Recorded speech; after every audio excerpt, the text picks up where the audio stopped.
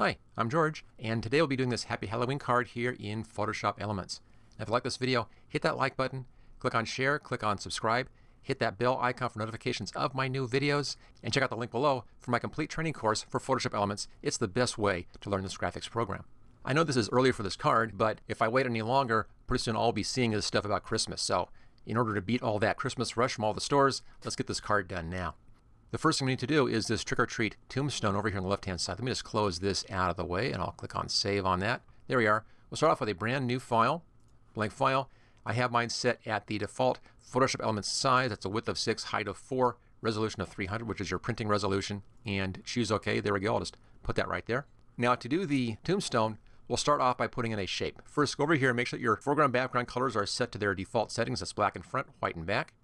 And then go up here, click on this icon. This is for the shapes. You might be seeing a rectangle up there. If you do, just come down here and click on this kind of a funny squiggly thing. And then over in here, set the shapes to frames. And in frames, it's the second one over from the top right there. Okay, let's go about here someplace and then pull down like that and make it, about like that. Doesn't need to be exact, but just about that shape and that size. All right, in case you need to go back to this, I'm going to save this layer. So let's right click and duplicate layer, and I'll then hide that one. That's just a safety. Okay, on this layer, our copy, right click and choose Simplify Layer, and that converts it from being a shape layer into just a straight graphic. And I'll put that kind of in the center. There we are. And I think I'll make it a bit larger. So, looks pretty good. We may adjust that size again as we go, but I think right about there looks pretty good. Okay, now take the magic wand and click into the middle of the shape. You should see that middle section selected. Come down to this layer and make a new layer. You want a new layer underneath your Shape 1 copy layer right there. And then go to your paint bucket. And over here, in the options, click on the right-hand side, and this is your pattern fill. And in the pattern fill, set this to rock patterns, and you want that upper right-hand corner right there. That's the granite pattern.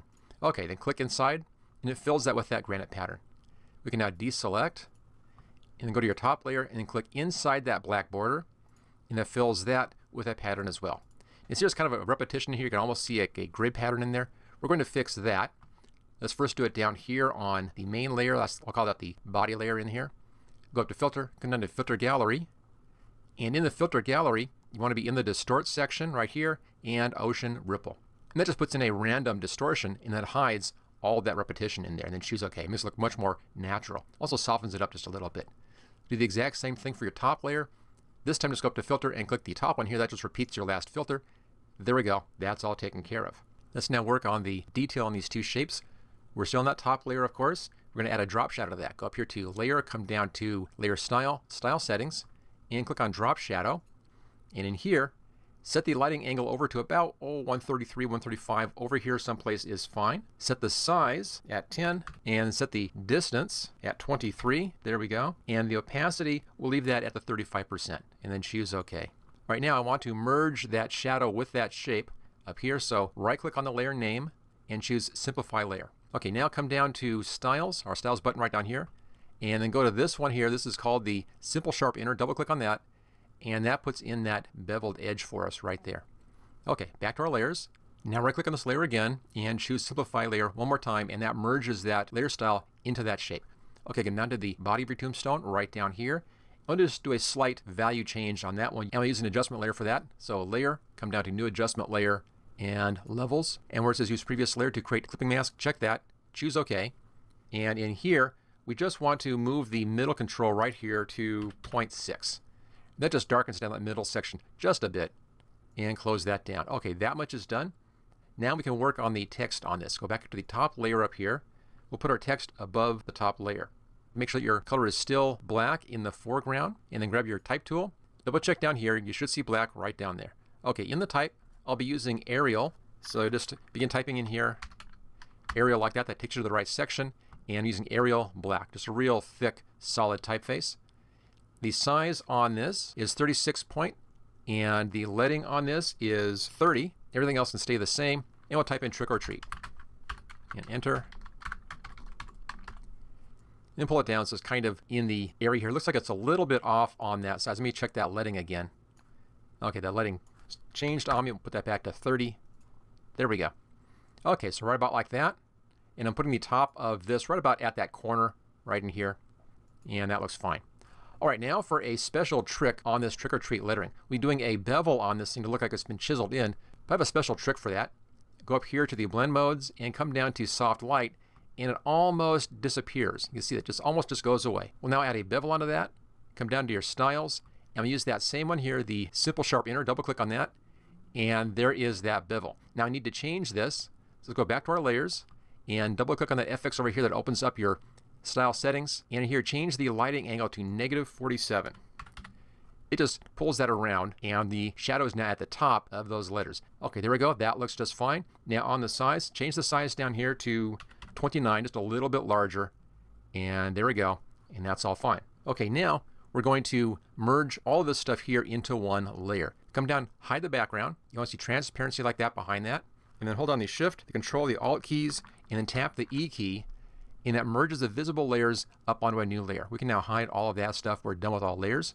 You bring the background back in again. We can put this over about here some places, just about right.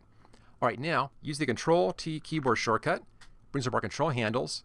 And then set the angle in here to -18. And that just pulls it over to the side.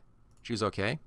And pull it down so that the bottom right-hand corner is just at the bottom of the page right there. Now, it's a little bit too small. So I'm going to pull the corner up here and just make it a bit larger. And I want it about that size on the page. Okay, there we go. So it's about 3/4 of the way up on the page. All right, that is done. Now let's go down to our background, and we're going to change the background to a new background. For that, go into Graphics, and then change this up to Backgrounds, and then scroll way down. It's a long ways down. We'll see some kind of TV style things down here. There we go. Kind of a TV style grid thing. Just to the left of that is this one. That's the background you want right there. It's actually shadows of people at a concert on some concrete flooring, but it has kind of a neat spooky look about it. Okay, so now change these graphics down to shapes. And in here, I'll pull this up quite a ways and up near the top. We can find that. There we go. We have these cats. You want to choose that one right there. Click on that. It'll put that cat right in the middle. Now, if the cat comes in front of the trick or treat, just go over to your layers and then pull the cat below that layer up there. So it's right down here. Let's now pull the cat down to the bottom, grab the corner, and we'll pull the cat up so the corner is about like that. And just kind of put the cat just in behind that tombstone over there and about that high, and then choose OK. All right, there's our cat. Now we need to adjust the cat's values in here. And for that, come down to the shape layer, right click and simplify. So it's now just a graphic. Now go over to the eyedropper tool and click up here in the darker part of the shadows, and then go to the paint bucket tool and then come down here, make sure that you're on the paint side of that, and then click into the cat. And it's kind of the same coloration as this stuff is in here. Let's now adjust the values a little bit, and for that, go up to Layer, come down to Adjustment Layer and Levels, and then check that checkbox right there, choose OK. And in here, on the left-hand side, that's your black side, just type in 20, and that darkens the cat down. Okay, that's all good. Come down, make sure you're on your shape layer still, and we're going to blur the edge of that cat. So go up here to Filter, come down to Blur, and Gaussian Blur, right here, and I have mine set at 5 pixels, 5.0 pixels. Choose OK. All right, cat's done. Let's now go back up to our trick or treat up here, and we'll be putting in a gradient on top of this. Now come back down to your default colors, hit that icon right there that puts these back at their default black and white, and then go up to Layer, come down to New Fill Layer and Gradient. Check that checkbox, choose OK, and here we go. There's our gradient fill. Now in here, first make sure that this is black to transparent. It should be. If not, click in here, and that's that second one right there. Okay, now change this from linear to reflected, and click on reverse. That kind of inverts the whole thing in there. And then set the angle here to 124. Looks good. Choose OK. And then if it's too dark for you, you can adjust the opacity up here a little bit. I'm going to set this to 75%, so it's not quite as dark on that, and that's fine. Okay, now we're ready for our text. Now use the Control-0 keyboard shortcut, and that puts that full screen. There we go. Now let's go down to the Type tool. And in here, I have a special type I've decided to use on this one. You can use any typeface you want. The one I'm using is called Lino Chisel Regular. And I have a link for this in the description if you want to download this font and use this, but any font is fine. And the size on this is 60 point, and the leading is 45. And then just click up in here someplace. There we go, and type in Happy Halloween. There we go. And I'll position that right about like that. That's pretty good. Right in here someplace. Okay, now we'll apply a special style to this, come back down to graphics, and we'll use a graphics section over here called text. And if we scroll down a little bit, you'll see kind of an orange thing right down here. This is the gradient yellow orange. Click on that to apply that type style. There we are, kind of a nice orange thing. Let's now go back to our layers. And in here we'll do just a couple of little adjustments on this. Right there where it says FX, just double click on the FX. That brings up your style settings. Let's first add a drop shadow onto this. And I'll leave the lighting angle at -47. That's fine. Let's set the size at 7 where it is. Let's set the distance at 15 and set the opacity at 60. Puts in a little drop shadow on the upper side there. Just kind of helps to separate that out from that tombstone in the back there. And then come down to the bevel. Let's make the bevel just a little bit larger. I'll set this at 9 instead of 5 and choose OK. And there we go. There is the finished Happy Halloween card. Now if you like this video, make sure you hit that like button, click on share, click on subscribe, hit that bell icon for notifications of my new videos, and make sure that you check out my complete training for Photoshop Elements, and there's a link for that right down there in the description. All right, and I'll see you next time.